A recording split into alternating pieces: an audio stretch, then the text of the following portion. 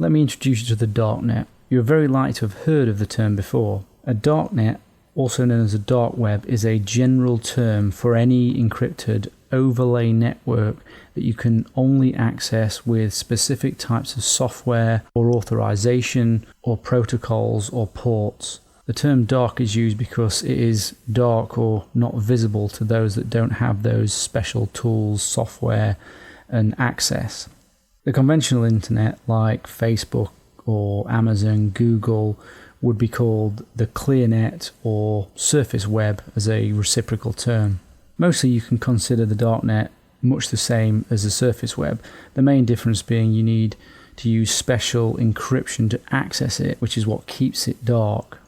Generally, darknets cannot be searched with tools like Google, but any darknet that is publicly accessible, such as Tor, could be indexed for searching, and projects are underway to do this. The darknets are used by governments, military, companies, and anyone really who needs privacy. Plus criminals, as they obviously value their privacy. Darknets generally are a tool to maintain anonymity and is, in some sense, to maintain security. Example darknets include RetroShare, which is a file sharing peer-to-peer or friend-to-friend network. You have other networks like Tor, which is very common and very popular. You have I2P Anonymous, which is becoming more popular. You have the GNU-net framework and the Freenet project, all needing special software to access, which is available on their corresponding sites. The interfaces to these you can see here on the screen. These services should not be considered a panacea for anybody interested in privacy though, and can be de-anonymized. Through the darknets, you can access dark markets and hacker forums. These sell every sort of good and service from assassination to drugs, and of interest to us, things like malware, remote access tool, rats, hacking tools, exploit kits, and so on. Here in front of you can see some examples of markets at the moment that are around: Dream Market, Wall Street Market, Tochka, etc. And the URL here that you can see ending in onion is the address to reach that site, which is a special address you can only access via the Tor network using the Tor browser, which you can see here. We have a whole section on using Tor later on in the course too, so don't worry about that for now. But let's have a look around Tor and see what we can find in terms of hacking tools and exploit kit. Here we are in the hidden wiki showing some of the hacker sites. This is the 0 Day Forum.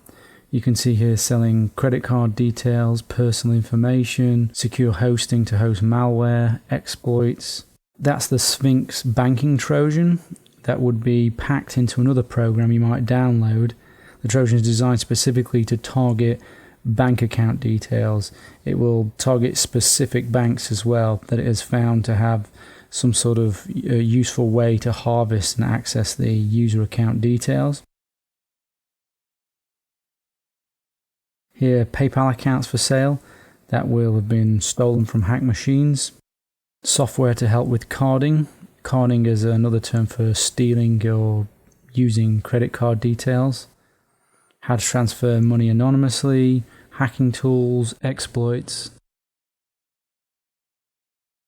Here, this is the Black Hole exploit kit.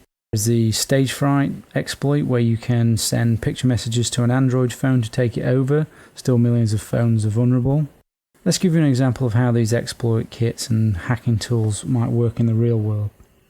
So, back to our entrepreneur hacker. He's bought himself an exploit kit from one of these sites, or perhaps he's managed to acquire one free somewhere.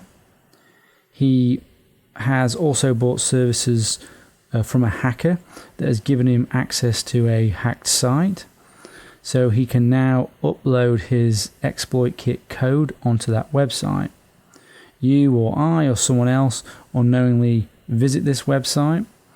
If you are up to date with your patches and you have other good security controls, then the exploit won't work, which is a lot of what we're going to go through in this course on how to stop those sorts of things happening. If you are unpatched or you have poor security, or in the worst case scenario, he has a 0-day exploit, then you could be compromised. Again, with correct security practice, you can still be protected against that. If you don't have solid security, the exploit is very light to get access to your machine. From there, he installs a rat to control what the machine does for him. This you can see here is the admin interface for a rat called Snake Rat. So is looking for files that's on the victim machine, looking at the desktop, can access the webcam, can steal or harvest passwords, bank account details, personal information, etc. Here you can see other types of goods and services that are available in the dark market. Everything from initial access tools, so the exploit kits that we've talked about, 0-day vulnerabilities, payload parts and features. These are packers, crackers, binders, obfuscators. These are the tools used to create malware that the antiviruses cannot pick up. And you've got all sorts of things, botnets for sale, hackers for hire, DDoS services, etc., etc. And here's another interesting list. This shows the cost for exploit kits over the years and how the costs have evolved.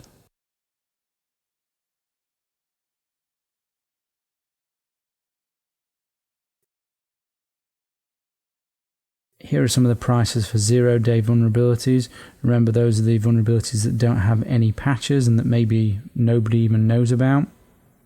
These are extremely deadly, and the cost of these shows you how much people must get from them if they're willing to pay this much. There's even a grey market of countries and governments and companies buying these for all sorts of nefarious reasons. As you can see, because they are buying or downloading free these tools, they don't have to develop them themselves. So the barrier to entry to become a cyber criminal is low. The average intruder knowledge is now low, i.e. they are script kiddies with little skills, versus the now high level of attack sophistication given they have access to such powerful tools. Only a small percentage are elite researchers, exploit developers, 0-day researchers, malware writers, etc. The majority are buyers, unsophisticated and less skilled. So this means you have a lot of people with highly sophisticated tools, and the numbers are only exponentially growing.